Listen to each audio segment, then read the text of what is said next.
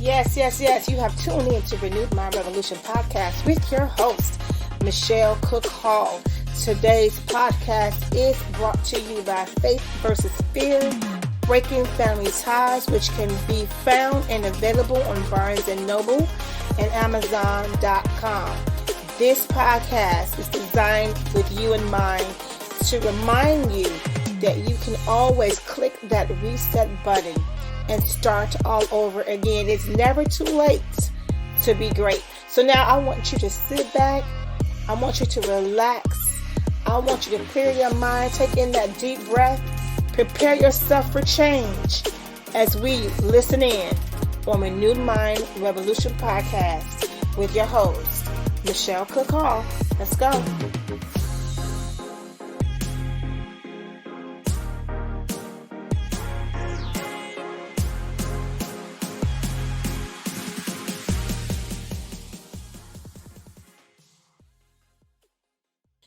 Welcome to Renewed Mind Revolution podcast with your host, Michelle Cook Hall.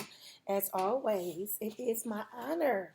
It is my pleasure to be able to come and share some tips and some tools with you guys that I know will help you to assist you in becoming the better version of yourselves. Look, we all need that, right? We all need to make sure that we are living the life that we are, number one, designed to live. Number two, reaching our full potential. Number three, a life that we can be proud of. Okay, proud of. So these are just, moments where you can spend some time with me, where we kind of review different topics, different issues, concerns, and effective ways to get you to the point in your life where you want to be and need to be. Will things be perfect? Absolutely not. We are imperfect people, right? In circumstances and just situations just does not allow us to be that way. But we're flawed. We're just, by nature, we're flawed. So there will be problems. There will be issues. There will be hiccups along the road. But the point of this is to minimize as much as we can so that we can live a quality lifestyle. That's what's important, that we're trying to emphasize in this podcast, living a quality lifestyle. I am your host, if you haven't figured it out by now.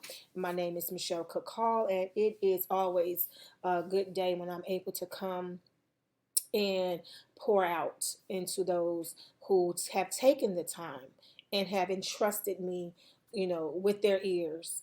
And so that's so important to me because what we put in us is important. So if you've taken the time to say, hey, she has something that I want to listen to, then that means everything to me. You've taken that time to do that. So I just want to thank you all for that. And I want to get to the topic today. I want to get you straight to it. You guys know how I am. Some days I feel preachy. Some days we're straight to the books, and then some days I'm just flowing. Well, today is definitely one of those flowing days. It's just something that is on my mind and on my heart, and I want to share with you. So here we go. Now we're talking about improvements. We're talking about being a better version of yourself. We're talking about, evaluating your life, evaluating my life, and seeing the hiccups and noticing the hiccups that we've had in our lives, and realizing that, hey, I need to change. I need to click the reset button, because that's what this podcast is about. Clicking the reset button and starting all over again. Okay, so, but here's the reality. Here's a major hiccup. One of the major hiccups, and I'm talking about whatever it is that's going on in your life. It could be health, it could be social status, it could be religion, it could be financial, it could whatever. Okay, jobs, mental health. It could be a variety of reasons why you have decided to tune in to me today. Okay, but there is one factor that is what I consider to be something that was out of your realm and out of my realm of control. Okay, out of your realm and out of my realm of control. There's many things that are out of our control that happens, but I'm going to talk about something specifically that can actually affect all of the things that I've just mentioned, all the things that I just listed. Okay, and that is our family structure, our upbringing. Okay, our upbringing, our culture, our community. Okay, so this is what I'm saying today. Based upon your community, based upon my community, and the first community that I'm talking about is our core community, right? Those who were responsible for teaching us and the environment that we were in growing up and gaining those first necessary skills of life. Okay, so based upon that environment can change different factors in your life, and I mean as well as health, because if you're not receiving a healthy diet, if you provided, poor, uh, unhealthy foods growing up, that can affect your diet, as an adult, okay, even as a teenager, right? Um, when you're not taught about finances, it's not taught to you in a healthy way, that can affect you growing up. If you are in an unhealthy mental, emotional environment, that can affect you. You can start experiencing different mental health issues and emotionally health issues based upon this environment. So these are just certain things that we're talking about. Even religion, people can go too far left, too far right. There's no balance. There's confusion. There's being excommunicated if you don't do this, you don't do that, and just, I mean, it's a lot that can affect you as an adult. Okay, so what do you do? What do you do when you are finding yourself in this situation in life, whatever your situation is, right? Whatever your struggle is right now in life. And then after, constantly evaluating and reviewing, and maybe you receive therapy, and then out of therapy you realize a lot of the things that you find yourself in right now in life is based upon your community, right? Based upon your environment, based upon that moment where you were supposed to receive those core values, right? And because of that, you're now in this place where you are. What do you do? Okay, let me start off with what you don't do. What you don't do is decide to ignore that. Okay, one of my pet peeves is when people know something is wrong, right? But they make a conscious decision to say, well, I am, whatever age, this is who I am. That's the end of it. I'm not going to change. Now, they're not happy. The people around them, they're making miserable. They're not reaching their full potential. They are in a bad, status in their life, but they have just made up in their mind, this is just what it is. There is, nothing I can do about it. I am 50 years old, I'm 60 years old, I'm 30 years old, whatever. And this is just who I am. Okay, that is one thing that really gets under my skin, when we say this is just who I am, knowing that, normally when people are saying that, they're saying that because there's something wrong.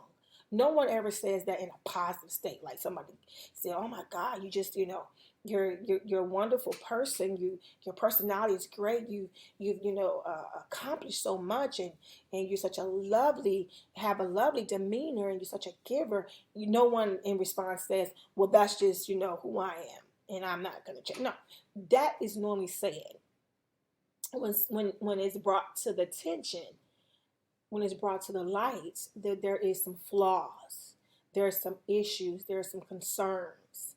And then you hear somebody say, well, that's just the way I am. That's just my personality. That's just who I am.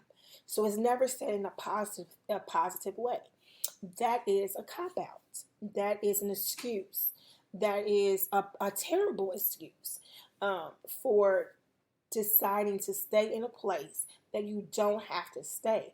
And normally, these individuals, like I said, it's not that you're just toxic to yourself, but you're toxic to those around you. And that's your excuse. Well, this is just who I am. Love me or leave me. Well, bye. Well, bye. They're going to leave you. You're going to be by yourself. No one wants to be around a toxic individual.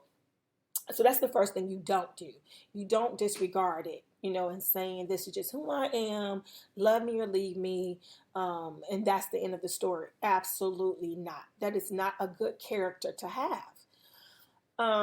So that's the first thing. We don't ignore it. We don't pretend like it don't exist. We don't just, function in chaos. Okay. Because we talked about this before in several podcasts where some people are just so used to their chaos that they'll stay there, even though it's an unhealthy place to be, even though it is, making them miserable and others around them miserable.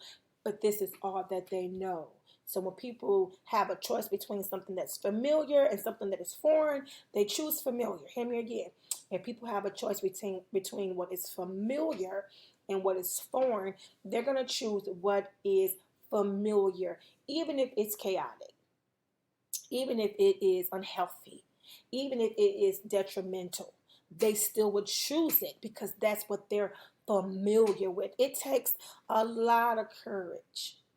It takes a lot of courage and confidence to break away from something that you're familiar with, something that brings you comfort, only because you are familiar with it. Okay, even though it is like a terrible cycle. Okay, so it's a terrible cycle, but it's familiar, so therefore it becomes my comfort. You ever heard of comfort in chaos, right? So you have individuals who are comfortable in this chaos, but it takes so much strength, it takes so much confidence to break away from this chaos, to break away from this. And I'm talking to those today who are uh, breakers. Okay, those who decide to break the cycle, those who decide to break generational curses off their lives. I remember writing the book Breaking Family Ties, and I just, was just reviewing, different things that my family had suffered. Okay, physical ailments and sickness and afflictions in young life, and died young, and I mean like literally died young, and it broke my heart to when I start to list the ailments, the sicknesses, the afflictions, and how that shortened their life. And so I began to think about these generational curses, and I went further and started thinking about finances and those who, have this repetitive cycle, of living in poverty, and begin to think about breaking that. In my household, I'm teaching constantly about generational wealth, right? And I don't mean just monetary, but I mean health, mental, emotional, as well as monetary. That's wealth, because you can have, financial wealth, but yet don't have the peace, the peace that comes, with knowing that you are covered, by God, and you're kept by God. That peace that surpasses all understanding, that will guard your heart and your mind. You might not have that. You might have the money, but not have that. But I'm looking for this ministry of the whole person, and that's why we're talking about this today. The ministry of the whole person is extremely important to me, and I really have started first in my first ministry, which is my home. So I often teach about protecting their physical health, protecting their mental health, protecting their emotional health, and working towards that financial uh, wealth as well. But it's a whole person, and I deal with that even with myself. Trying to find the balance, trying to make sure that I am not overextending myself, overworking myself, not taking care of the physical, not taking care of the mental. I mean, these are things that I do to myself as well. And so, in order for me to do that, there are so many layers that I've had to personally begin to pull off. Okay, because we're talking about community. We're talking about our original community, right? The community that once again have poured into us, that has taught us, that has nurtured us, right? And so we know that we've been affected by so many people in those core years of our life, right? And all of those individuals have impacted us in one way or another. And so at the point that you are here in your life, you got the good and you got the bad. No community is perfect. So you're gonna have the good and you're gonna have the bad. But some communities, some environments, of your upbringing, some people have had environments that are really, really hurtful, really hard, really treacherous. And these environments cause a lot of damage to individuals now as are adults. And so that's more layers. That's more layers. And so what I'm saying is we know what not to do, and that is to ignore. So if I don't ignore these things and say, I am who I am, what am I supposed to do, Michelle? What am I supposed to do when I was sexually abused as a young child? What am I supposed to do if right now I'm still dealing with that pain? I'm still dealing with that hurt that has affected my entire life. Nobody understands that. Nobody gets that because they think that I am now, 30 some odd years old and I'm supposed to be over something that happened to me when I was 10. But I'm not. I'm still carrying that baggage. I'm still carrying that load. I'm still carrying that on my shoulder. Come on, somebody. That's somebody's story. That is somebody's story. I decided to cope with the pain with drugs. Because in my household, that's what they did. They drank away their pain. They medicated away their pain. Nobody wanted to face what they were going through. So now I'm doing the same thing. Now all the things that I tried to forget is now haunting me. So now I am trying to find a way to cope. I'm trying to find a way to make it another day. And I'm not living in the moment, Michelle. I'm not living in the moment. I am just trying to function. I'm just trying to get through. Come on, somebody. Come on. That's their story. Somebody, that's their life. And because of that, we're finding people who are walking the streets in a zombie type of state of mind. They're just moving, but they're not living, you know? And I think what could be even more hurtful is when around them they feel like everybody else is thriving. Everybody else has figured it out and got it going on in their life. And I'm here in pain. I'm here suffering from something that happened to me when I was 10 or something that happened to me when I was 20. And I'm hurting from something that has, impacted my whole entire community, my whole entire household when I was, 7. And I'm still struggling with that. That's somebody's story.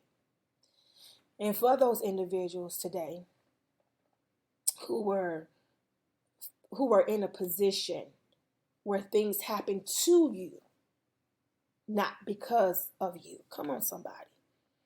It happened to you and not because of you. This message today is for you. This message is to tell you that number one, you are loved. You are valuable. You are important. And you are not an accident.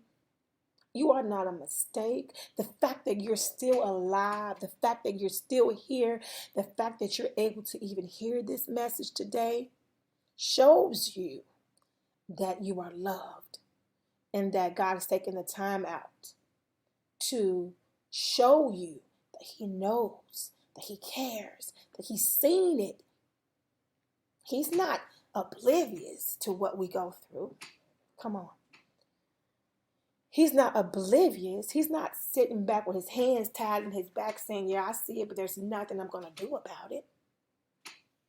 He doesn't get any pleasure out of seeing you or I hurt or struggle. But he is patiently waiting for us to say, you know what? I surrender all. I cannot do it on my own. I cannot make this on my own. I need help. And that's what we have to do. Be honest and say, I need help. This is hard. This is not something that I can carry. My shoulders are not built for this type of weight by myself. And what's so awesome about that is that he does not expect you or I to carry it alone. Because even in the scripture, the description of him is he is a heavy load sharer. So whatever load you are carrying, he is a heavy load sharer. So the first thing that we do is acknowledge it.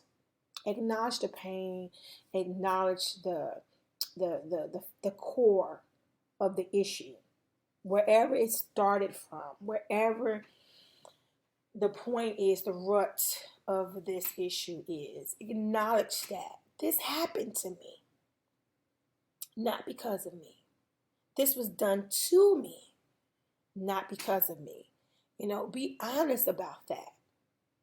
And once you expose something, it's something amazing about hearing that out loud.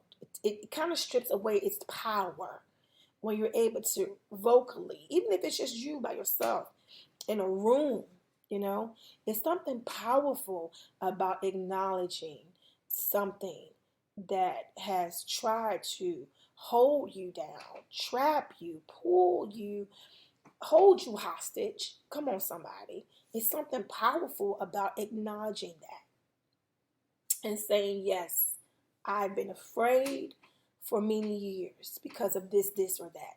Yes, I've been in pain for so many years because of this, this, or that. Okay. Yes, I've been angry. Come on, somebody. Somebody got some misplaced anger.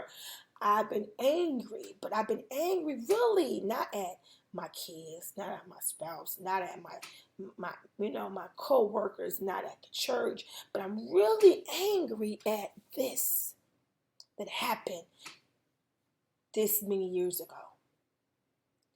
Get to the core. Be honest with yourself and say, look, that hurt. That was wrong. I was wronged. And people think that, some people say, what does it matter? What does it matter to say that or to acknowledge that? I'm fine, but you're not.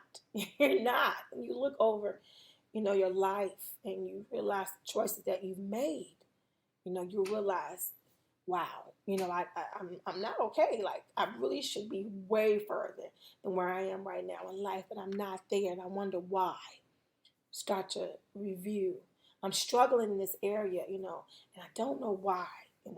What is it? Why am I behaving this way? Why am I not good with my finances? Why am I so, easily angered? Why am I running to substance abuse, instead of dealing with what is it? What's really going on? Why am I, happy one moment and all of a sudden I just get really sad, depressed, and want to cry out the blue? Like, what really is the issue? Come on, somebody. Somebody's being helped today.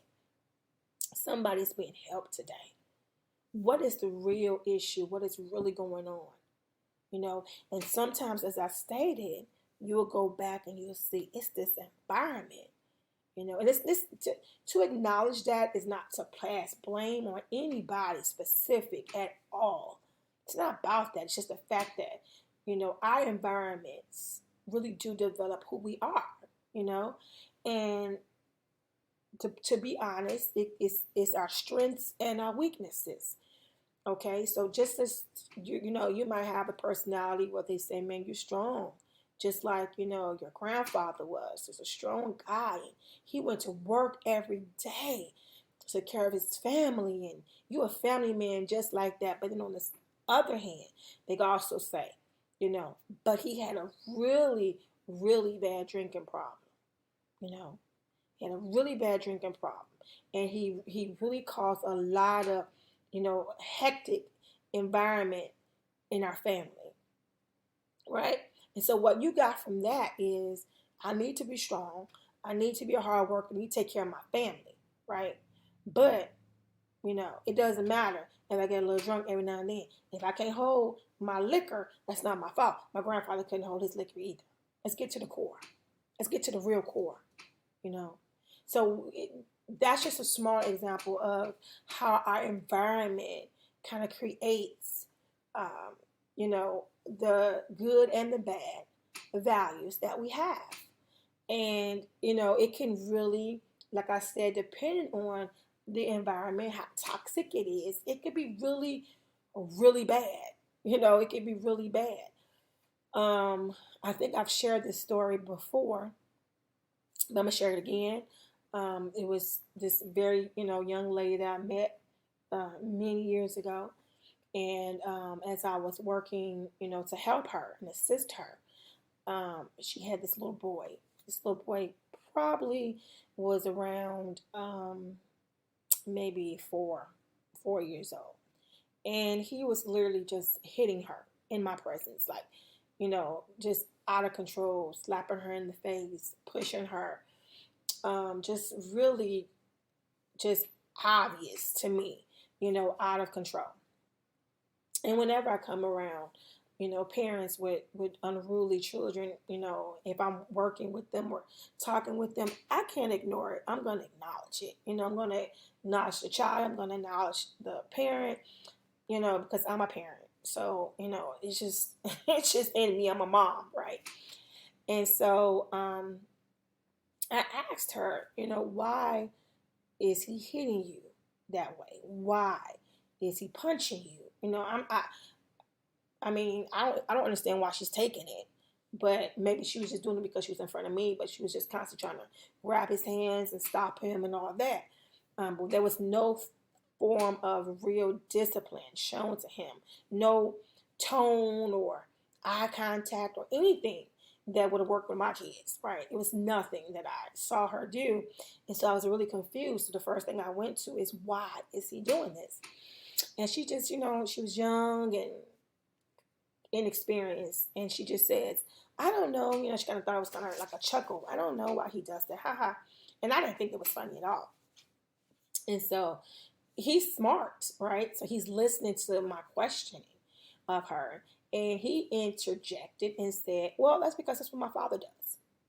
That's what my daddy does, right? And I looked at her and I said, well, boom, there you go. Like, he answered the question for me. He answered the question to you.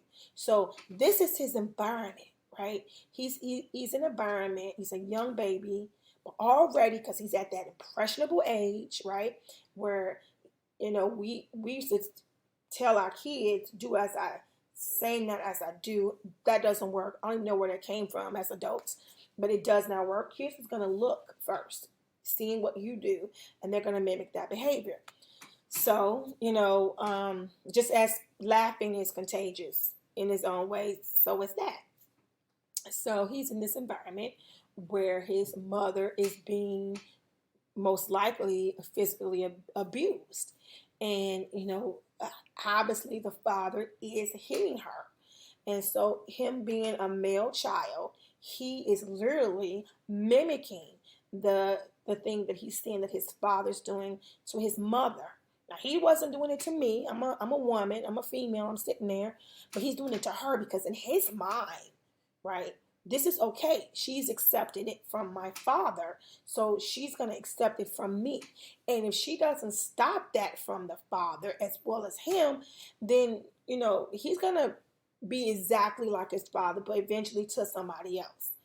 Okay. And it was just a very sad thing to hear and to see. But I was really, to be honest, impressed how smart this child was to let her know, hey, this is why I'm doing it.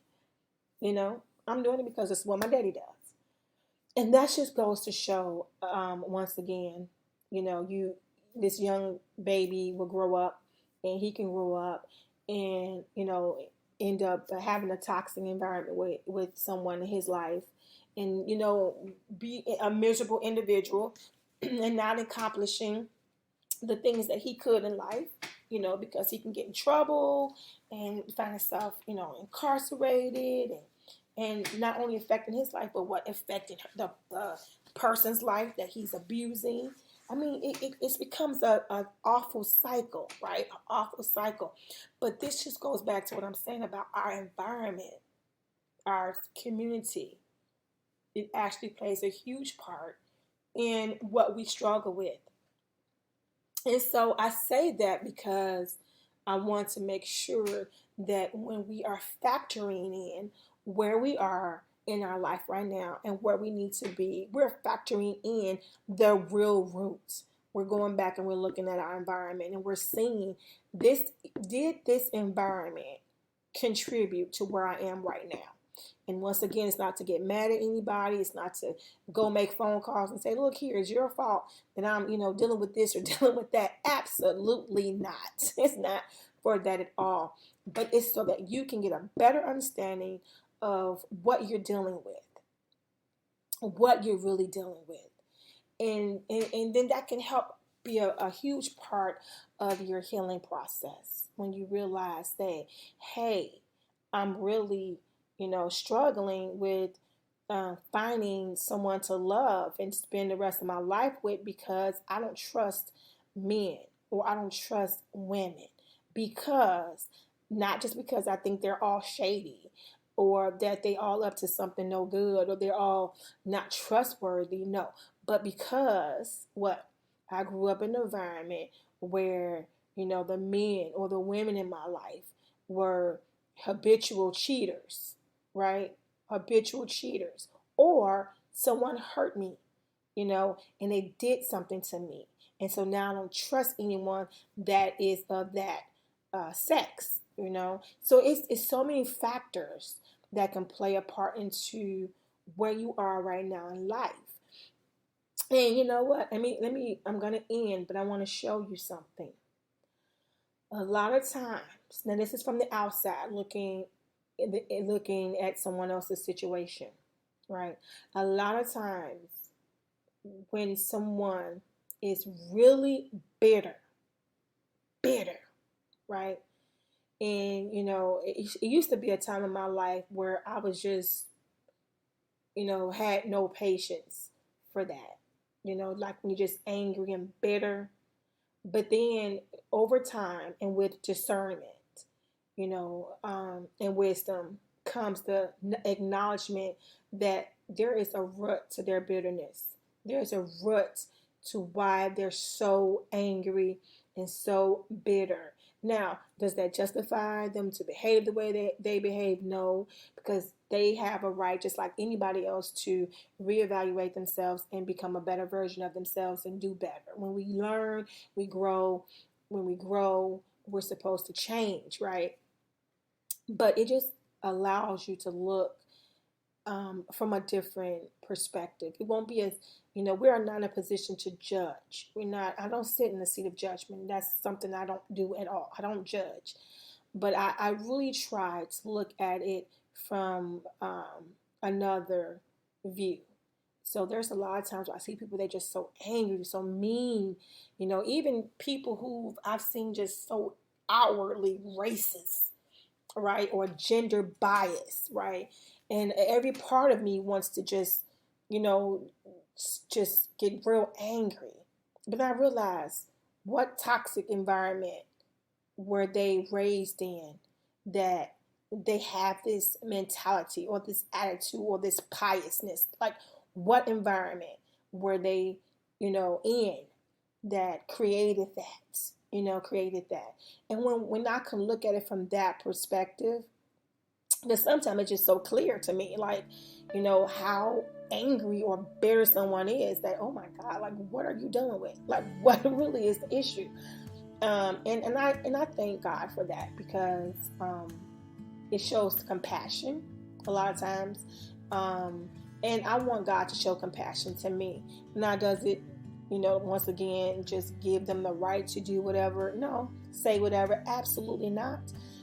It just gives you another view of, okay, you know what? I can't allow them to make me bitter. I can't allow that to come and spew over to me, because obviously they're dealing with something else. So, like, you could be at work or in a public place, and somebody just evil and just mean, just bitter and just angry, and you're just like, what is wrong? And if you don't watch it, this is something I haven't discussed before, but on the podcast, but there could be what I call a transference of energy. Transference of energy. We're going to talk about that in the podcast coming up soon. But that can literally happen where you're around somebody, they're bitter, they're mean, they're evil, and the next thing you know, if you're not protecting and watching yourself, you will adopt that same energy, that same negativity. They'll make you go there, is what we call it, right? You end up going there, right where they are, and you don't want to do that. You don't want to do that. You want to be able to say, wow, like, this is a really angry person with some, real issues that's going on, and don't go there.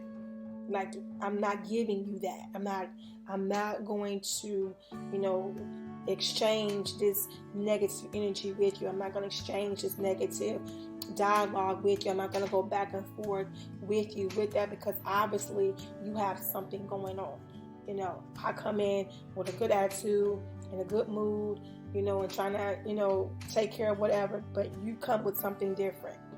And so it takes discernment in order for you to see that. It takes, the step back and the look, at it from a different perspective for you to see that.